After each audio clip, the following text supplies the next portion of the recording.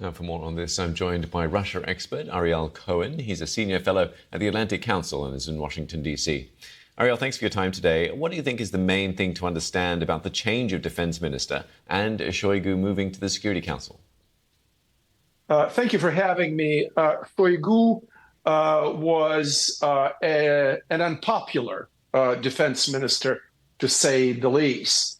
A lot of people in the military blamed him for the failures of the first year and a half of the war with Ukraine. Yevgeny Prigozhin, the rebel of 2023, and he rebelled in July and was put down and then murdered, was demanding that Putin fire Shoigu. So Shoigu is kicked upstairs to the Security Council, but the most important thing here is the removal of a very powerful man, Nikolai Patrushev. Patrushev is a spook. He is, in fact, a security manager, vehemently anti-Western, and now apparently he's going to the Russian Senate, which means it's a sinecure also kicked upstairs.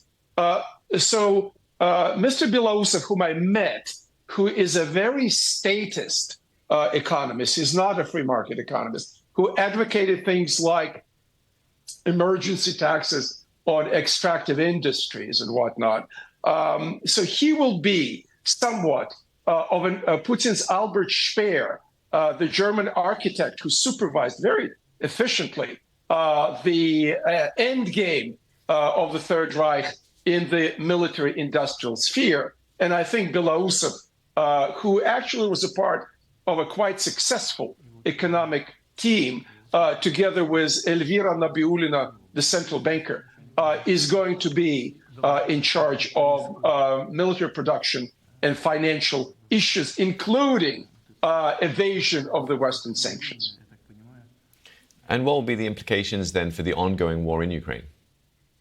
More money, more economic swaps. We are hearing about Russian gold being sold to earn revenue for Russia in the Middle East and elsewhere. More dealings, as we saw when Russia sells, for example, oil to India, and then that oil is smuggled back or sold back to Europe, and keeping the Russian economy on straight and narrow as much as they can. And I hear from my Moscow sources that Belousov is a defense minister not just for the war in Ukraine, but if the war in Ukraine succeeds, possibly Russia will continue its push to the West, be it the Baltic states or Poland, which makes the whole thing much, much more dangerous for the West, because that will be a war with NATO. And also, Belousov is not going to run military operations. There are generals and Mr. Putin, who is increasingly comfortable in his role as a commander-in-chief.